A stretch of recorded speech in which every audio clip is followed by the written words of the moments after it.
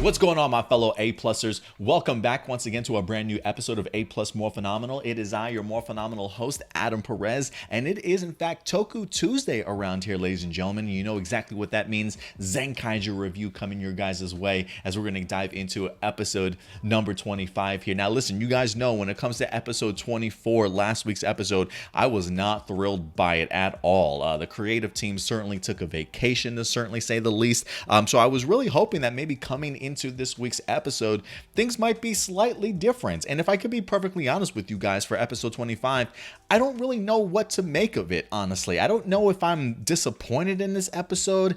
I don't know if I'm hesitantly sort of curious about this episode. Like, just to get it out of the way, not a stellar episode. This is not an episode that certainly knocked me on my ass or anything like that. This was very much a combination of a clip show, sort of a recap show, and very much a sort of a time traveling theme. So, like, while I don't want to completely butcher this episode because of the fact that there was so much rehashing of things that we've kind of already been through, right?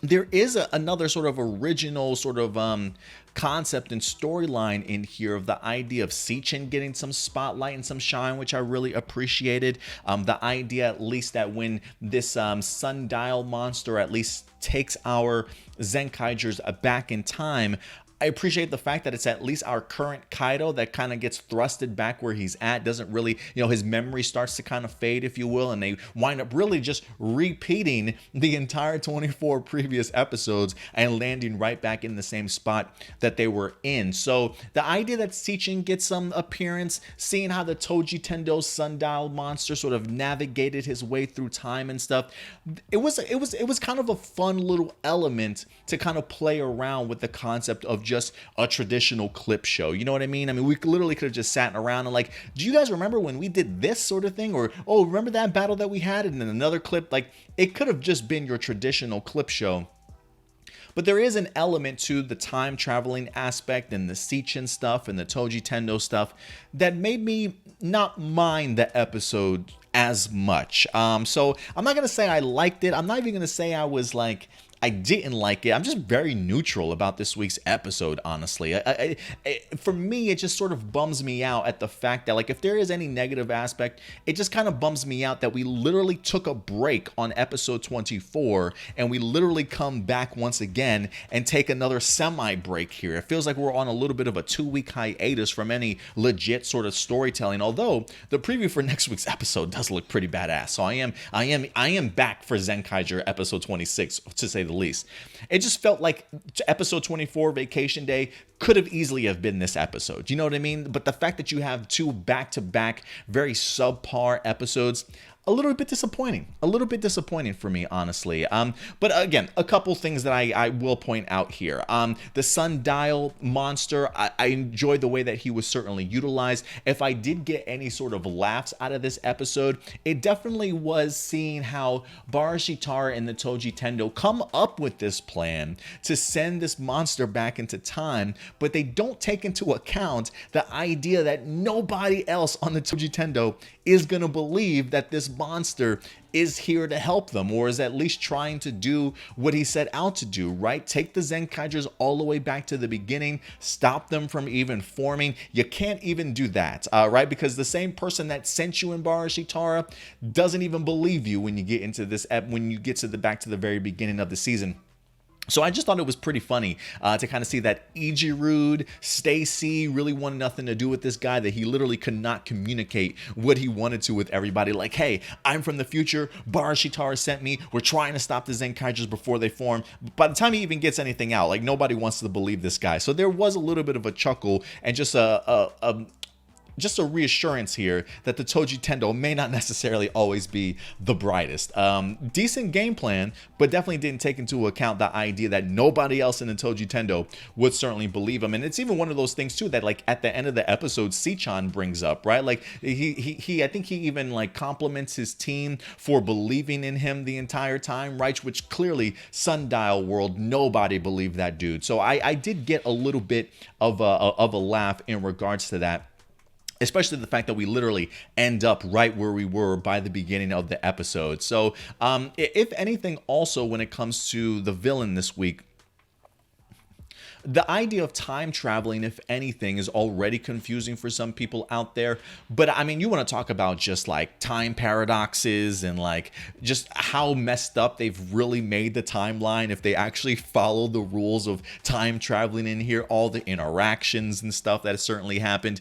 It definitely would have been time continuum as we know it probably would have imploded on itself, sort of thing. So it's always fun and interesting to kind of see how people take the concept of time travel and make it work for their episode, because any other time the idea and concept of time traveling for this episode wouldn't work anywhere else, honestly. But it is Zenkaiger for the most part, and just based off of the mayhem and the chaoticness of this season, it definitely doesn't surprise me. But so I didn't mind the villain here this week, and if anything, Seechan really jumped out at me. I love the fact that he was able to at least narrate. We do see the sundial capturing him, bringing him sort of along for the ride. The only issue that I had with the Seechan thing, and I feel like this situation has kind of popped up in Zenkaiger before, it's the idea of the revelation that winds up coming at the end of how, you know, the Zenkaigers knowing Sundial's plan, if you will. And then Seechan is just like, oh, well, I've been communicating with them the whole entire time. And they show us these quick little flashback sequences of Seechan, like on his communicator, on his phone, talking to, I'm assuming, all the Zenkaigers during this time, letting them know sort of what's happening, thus why they certainly believe him. It just almost feels like it's a forced plot, or at least a forced concept thrown in there to try and make everything make sense at the end, right? Like almost like they wrote this story, didn't know how to, I don't want to say how to end it, but it just felt weird because we didn't see Seechan talking to anybody all episode long, sort of thing. So it's one of those things where it comes up with the reveal, we know what's going on, and then the brief flashback to kind of show all the parts that they didn't even bother to show us on TV that kind of make where we're at happen and even possible. And sometimes I feel like that's just more weak writing than anything.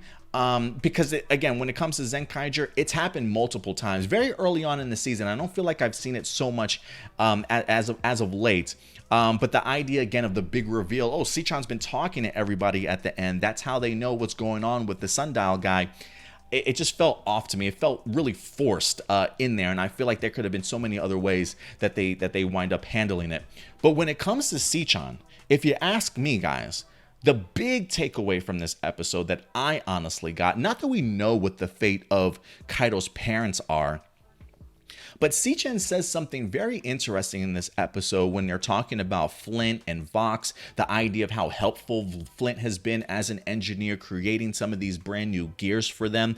And he goes into the Zenkaiju O gear in the transformation. And when Seechan's talking about it, he says, I think the Zenkaiju O blueprints were sent by Kaito's parents.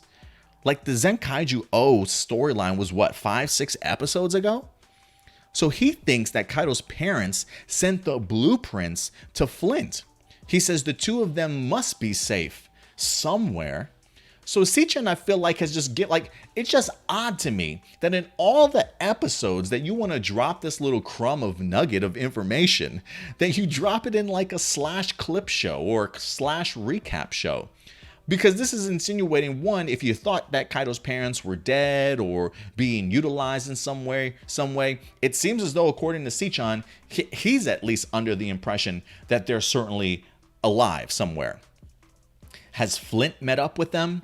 Is she having communication with them? Is this how she's learning all this sort of technology and how to create these gears and things like that?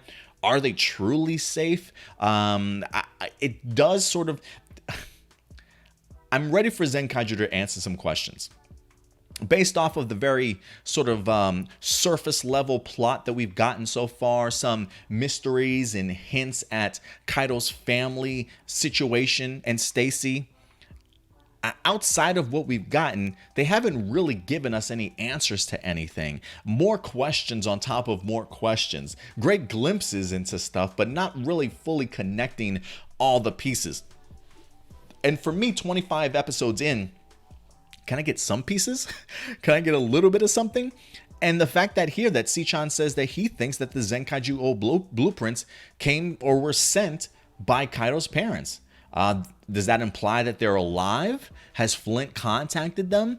Are they truly safe? Again, more questions, but I am curious how Seechan certainly knows that and what makes him think that those blueprints came from Kaito's parents. So I am really fascinated. I feel like out of everything in this episode, that Seechan moment was probably it for me. That was definitely what made this episode, if anything, watchable.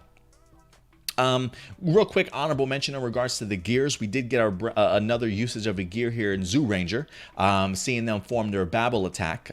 Very cool, absolutely loved it. Just harkening back to old school Super Sentai. Shout out to MMPR, by the way.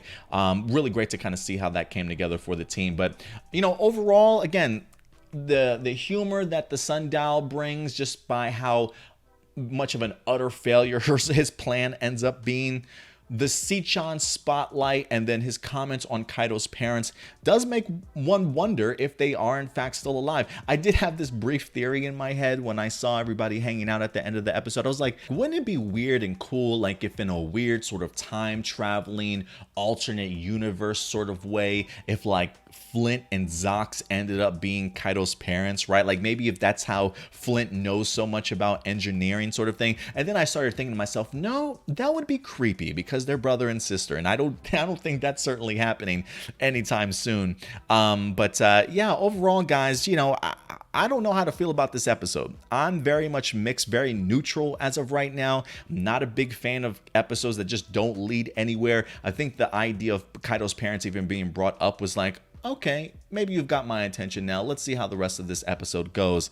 Outside of that, 2 weeks of wasting a lot of our time. I really just felt like, again, either give me a vacation time or give me a recap episode. I feel like you probably could have done either or just one of these and still accomplish the same thing. But next week looks fire. I think we're going to get some answers in regards to Stacy, what's going on with him, and hopefully maybe even some further insight in regards to Kaito's parents. But we'll definitely go ahead and let you guys know, and hopefully you certainly join us next weekend, or next week, I should say, as well. But other than that, guys, I think if anything, we probably have a Kamen Rider Saber review for you guys this week. Look out for it, because I think they had a crossover with Revice. And then outside of that, we definitely are going to be having, we just dropped Dino Vader episode 2 review for you guys today. Maybe we'll have some more content as the rest of the week certainly unfolds. And then, of course, coming back Saturday live at noon Central Time to go ahead for our live episode of APlus Morphinominal. So certainly go ahead and join us then. But until next time, guys, do me a big favor. Take care of yourselves. Take care of each other. And as always, keep it APlus. I'll talk to you guys later. Full throttle, nonstop. Have a good one, guys.